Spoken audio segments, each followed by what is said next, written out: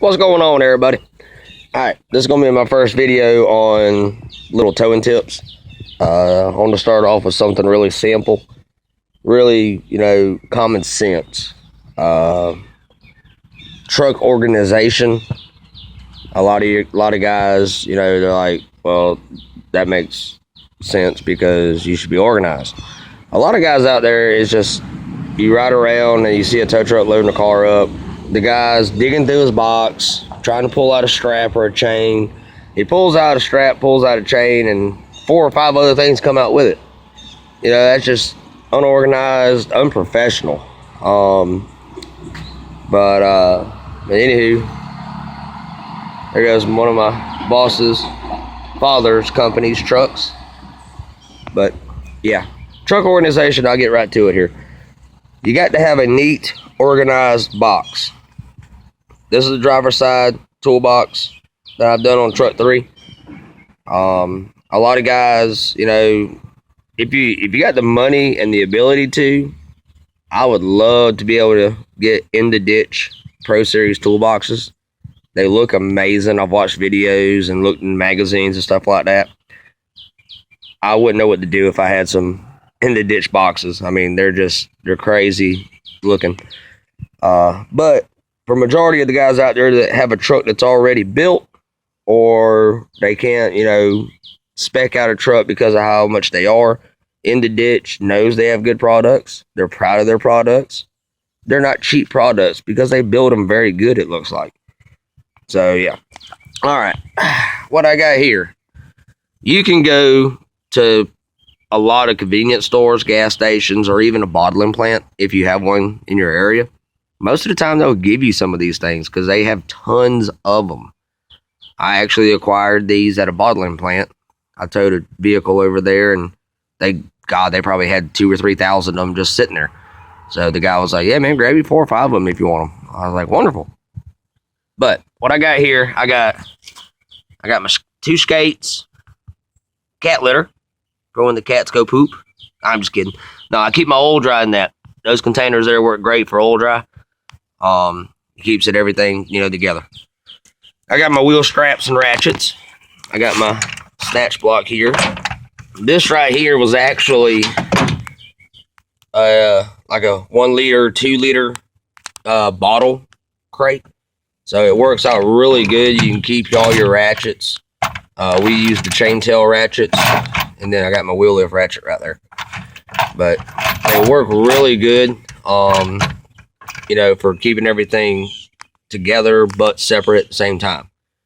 Roll the straps up, put them in one, ratchet right behind it. You can grab the ratchet, strap, I apologize. Grab the ratchet, and you're good to go. Behind that, I got my Gojo hand wipes. You got to keep clean hands when you deal with customers' cars, Take your gloves off before you get in cars. Make sure you got clean hands. Keep the interior clean. Common sense. Behind this, we have 42-gallon trash bags. We put debris from accidents in those. Do not ever put debris from an accident in the customer's car. 1, that's unprofessional. 2, it can lower the value of the car, which, the insurance company will say there's trash and glass and all that in the car, so we're going to lower your check if they total it or whatever. That falls back on the company. That customer's going to be pissed off. They ain't going to recommend you or use you again because you cost them money. So, yeah. We put everything in the trash bags, sit them up on top of the carrier deck securely. Monster. Gotta love it. Sorry, squirrel moment. But anyway, sit them up there on the deck where it's secured. Ain't gonna fall off or nothing like that. And you can charge for them when you charge cleanup, if you're allowed to do that in your particular area. Beside the wheel straps, I have my 8-point tie-down system. Use those for vehicles with steel wheels, stuff like that, where we can't thread the strap through the rim, like on a sports car tie-down systems. So I use that. I got 2 cargo straps when I haul equipment, and fire extinguisher. Got to have it. But, and I got, right here, I got my 2 axle straps for whenever I need to use those for hooking up. Just a different way to hook up. Keep your winch line and your bridle. Keep it secured. Keep it neat. You know, you don't want to have it sliding around on the bed. A lot of DOT guys, they'll actually write you for unsecured load. You know, if it's sitting like 3/4 of the way up on the bed and it can slide around, technically speaking, that's unsecured load. And some guys, you know, they'll do that to you. On the passenger side box, you always want to have your roadside equipment. Your jack, four-way, gas can, all that stuff. Have that on the passenger side of the box because you don't want to be sticking your butt out on the side of the interstate trying to get your jack out of your box. So keep it over here on this side. Over here I have jumper cables in the box. I have a jump box. All of our trucks have jump boxes, but we carry jumper cables as backups. I got my four-way. I got my other skates. Got my jack. Got more wheel straps. Got the gas can. That big guy back there in the back, that's a ball joint skate. A lot of guys. There goes Zeb, my boss's father's company. It's one of their other trucks. But that big guy, like I said, ball joint skate. Some people call them container skates. Works very good when you have busted ball joints. And of course that wire hanging down, that's my tow lights. I keep them right there so it's out of the way, but the plug fell down. So, but they're out there out of the way. Grab one light with each hand. With your fingers, try to grab the cord wrapped around the lights. Pull it out together. As you're walking to the back of the truck, when you get about right here, depending on your truck, drop the wire. Keep the lights in your hand. While you're walking down here to the towed car, the wire will be unstretching right there.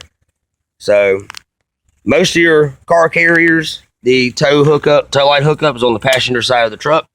So as it unravels right there, if you have it rolled up neatly, get to the end of the car, you walk back, go ahead and secure it. Some guys, like myself, wrap it through the center hole, around the bed, back through, come over, wrap it around here, plug it in. That way if it comes unplugged, it just dangles. But you do it around, I do it around the center hole. That way it's in line with the center of the car. You don't have to wrap the wire around mirrors, or I've seen some guys, they actually stuff it in the car door and shut the door on the wire. That's not too professional. So people, you know, they're like, oh, you messed up my weather stripping, blah, blah, blah, whatever. So on the actual carrier deck, try to limit what all you have on the deck itself. You don't want to pile up a whole bunch of stuff.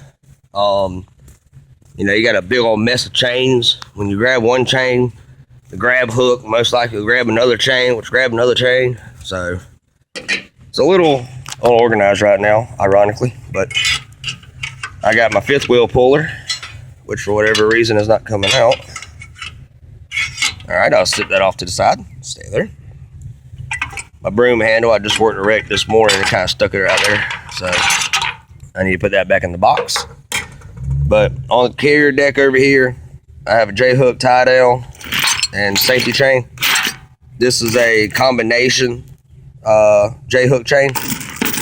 It's not just a J-hook. It's a J-hook on one end with a cluster on the other end. So for normal cars, things like that, you can use your mini J. Me personally, I do not recommend the T-hooks. One, you got to know exactly what you're doing. Two, you got to be able to put it just right. Otherwise, the T-hook will come out. There we go. I got it out. Fifth wheel puller. Gotta love it. But that's pretty much it. You know, always try to keep your truck neat and organized. You don't want to have a dirty looking truck. Well, equipment wise. Because right now, I'm nasty. We've had tons of rain. I mean, it's just rain nonstop. On the rear of the carrier, you got your safety chains for your wheel lift. This particular carrier unit has the L-arms on the rear. It's a 2012. And I know a lot of the old ones, like our 06, 07s, they're mounted, you know, right here, sticking like this. Make sure your cam locks are engaged on the ones on the sides. That way, you know, if you hit a hard enough bump and it keeps bouncing out, you won't have any problems. But this design here that Miller has done is wonderful. They stay in. You can't take them out. People can't steal them. So, but your cam locks, you always want to have your cam locks engaged. to prevent any problems. You disengage the cam lock only when you're going to use it. I believe that's about it. This is my first little toe and tip video. Y'all push that subscribe button, like button, all that wonderful jazz that YouTubers say. And I reckon I'll let y'all go. Yeah. Yep. Oh, gotta love my wrecker. I always show love for my wrecker when I can. She's nasty too. I gotta wash her. There's the Cree LED work lights. One of my videos, I couldn't show a good picture of them because it was at night. But, yep, that is them right there. And I done got off topic. I apologize. Actually, stick it on topic, though. This is how I keep my wrecker. I got cooler. That's a good way to get tips. Fill it up with ice, drink, bottled water, stuff like that. I got my snatch blocks for recoveries and all that. J-hook chain, tied recovery chains, things like that. My wheel strap. There's a cargo strap in here for whatever reason. I guess the boss used the truck. So, but all right, y'all have fun. Y'all be safe out there. Always remember, move over when you see emergency vehicles on the side of the road. Slow down, move over. It's the law, and please, we want to live too. Y'all be safe. See you in the ditch.